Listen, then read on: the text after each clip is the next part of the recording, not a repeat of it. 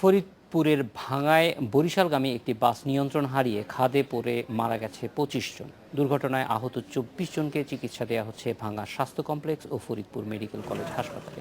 এ ঘটনায় ৩ সদস্যের একটি তদন্ত কমিটি গঠন করা হয়েছে। নিহতদেরকে পরিবারের ১০,০০০ টাকা করে সহায়তা দিচ্ছে জেলা প্রশাসন। রাতে ঢাকা থেকে বরিশাল যাচ্ছিল সোনারতরী পরিবহনের বাসটি কৈডুবি এলাকায় এসে নিয়ন্ত্রণ হারিয়ে গাছের সঙ্গে ধাক্কায় দুমড়ে মুচড়ে পড়ে যায় খাদে।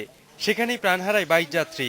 আজকে দেখি যে আমাদের আরো লোকজন ভিতরে গেছে, যা লোকজন টেনে বাইরে বসে, তখন আমরা গাড়ি থেকে লোক বাইরে টেনে টেনে আওয়াজের শব্দ ভাইয়া আইসে দেখি মানুষকে ২-৩ ঝুলে মরে দিয়েছে, দুটো বাচ্চা কাঁদতেছে, বাচ্চা দুটো আমি নামাই উদ্যোগ করছি। বাসটির চালক ও সহকারীর দাবি, ছিনতাইকারীদের কবলে পড়েই ঘটেছে এ দুর্ঘটনা। তবে যাত্রী বলছে, বেপরোয়া গতিতে ছুটছিল বাসটি। টিকিট কেটে আইছে যাত্রী ওই আর কি ঢাকায় আইছে, রানিং থামাতেছে পর আমি প্রথম দিই নাই, স্টার্টিং দিই নাই, না দেওয়ানে ওরা আমারে খুব শুরু করে। গাড়ি চাপ মানে অনেক দ্রুত যাইতেছে আর মানে আঁকা বাঁকা হয়ে যেতেছে, তারপর সবাই চেঁচামেচি করতেছে আর কি। পরে ফায়ার সার্ভিসের কর্মীরা আহতদের নিয়ে যায় হাসপাতালে। সেখানে মারা যায় ৩ জন। হতাহতদের বেশিরভাগের বাড়ি পিরোজপুর ও পটুয়াখালী জেলায়। নিহতদেরকে এবং আহতদেরকে ঘটনাস্থল থেকে সরিয়ে নেওয়া, আহতদের চিকিৎসার ব্যবস্থা করা ইত্যাদি সবকিছু করা হয়েছে। একটি প্রশাসনিক তদন্ত কমিটি গঠন করা হয়েছে, যারা দুর্ঘটনার প্রকৃত কারণ অনুসন্ধান বের করতে চেষ্টা করবেন। আহত ১৫ যাত্রী চিকিৎসা নিচ্ছে ফরিদপুর মেডিকেল কলেজ হাসপাতালে। তাদের ৩ জনের অবস্থা আশঙ্কাজনক। আমরা সকল রকমের প্রয়োজনীয় ব্যবস্থা নেওয়ার জন্য চেষ্টা করছি। হসপিটালে আমাদের অনেক রোগী আছেন, তাদের ট্রিটমেন্টের জন্য প্রশাসনের পক্ষ থেকে সার্বিক সহযোগিতা করা হচ্ছে। কৈডুবিতে ২০১৩ সালে ঢাকায় ফেরার পথে দুর্ঘটনায় মারা যান বরগুনা ২ আসনের সংসদ সদস্য গোলাম সবুর টুলু সহ ৫ জন। ২০১১ সালে নিহত হয় ১১ জন। কিন্তু তারপরও ঢাকা বরিশাল মহাসড়কের এ এলাকাটিতে সড়ক দুর্ঘটনা রোধে বড় কোনো উদ্যোগ নেওয়া হয়নি। রাকিব খান, ইন্ডিপেন্ডেন্ট নিউজ। এ বিষয়ে কথা বলতে আমাদের সঙ্গে যোগ দিচ্ছেন অ্যাক্সিডেন্ট রিসার্চ ইনস্টিটিউটের সহকারী অধ্যাপক কাজী মোহাম্মদ সাইফুন নেয়াজ। বিস্তারিত জানবো তার কাছে। জনাব সাইফুন নেয়াজ, প্রথমেই জানতে চাইব যে আপনারা এই ধরনের যে অ্যাক্সিডেন্ট তা নিয়ে গবেষণা করেন এবং দীর্ঘদিন যাবৎ কাজ করছেন। আমরাও যেটা বেশ কিছুদিন যাবতই দেখতে পাই, ভাঙার এই এলাকাটি একটি দুর্ঘটনা প্রবণ এলাকা। তো এই ধরনের গবেষণায় আপনারা যে তথ্য পান, সেটার থেকে সরকার কি কোনো ধরনের উদ্যোগ নেয় বলে আপনারা দেখেছেন? ধন্যবাদ আপনাকে। আসলে সড়ক দুর্ঘটনা কখনো একটা নির্দিষ্ট কারণে ঘটে না। এটার জন্য বেসিক্যালি আমরা বলি 3টা রিস্ক ফ্যাক্টর: রোড, ভেহিকেল এবং হচ্ছে আপনার ইউজার। এই 3টা পার্টি কিন্তু জড়িত থাকে।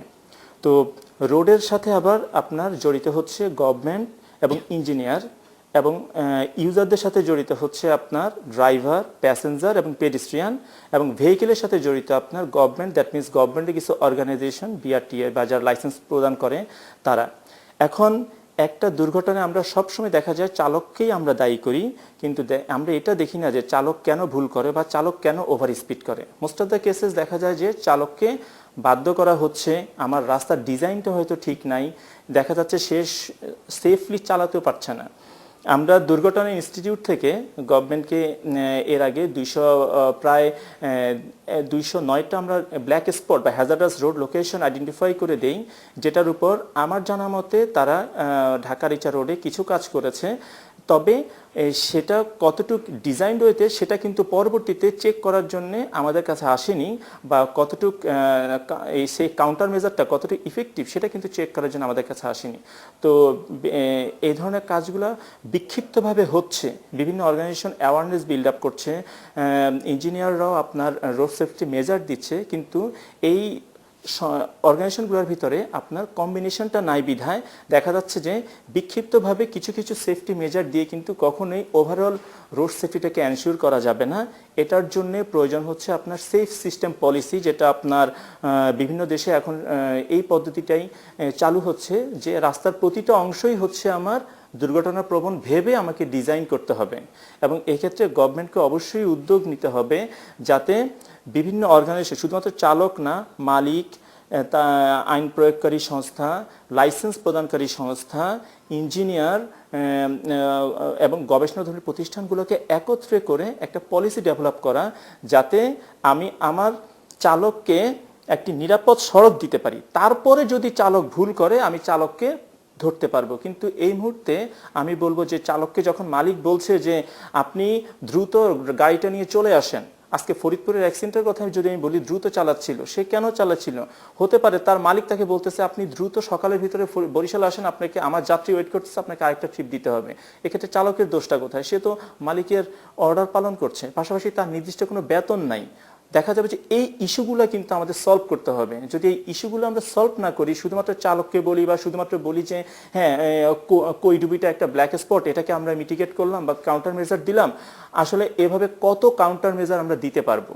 বেস্ট অপশন হচ্ছে যে আমার রাস্তাটাকে স্ট্যান্ডার্ড করতে হবে, আমার এনফোর্সমেন্টটা থাকতে হবে, এবং রাস্তার যত সেফটি মেজারগুলো আছে আমাকে সবগুলা দিতে হবে, সাইন মার্কিং কাজী সঠিক মোহাম্মদ জায়গায় থাকতে। সাইফুন নিয়াজ, আপনাকে অনেক ধন্যবাদ আমাদের সঙ্গে যোগ দেওয়ার জন্য।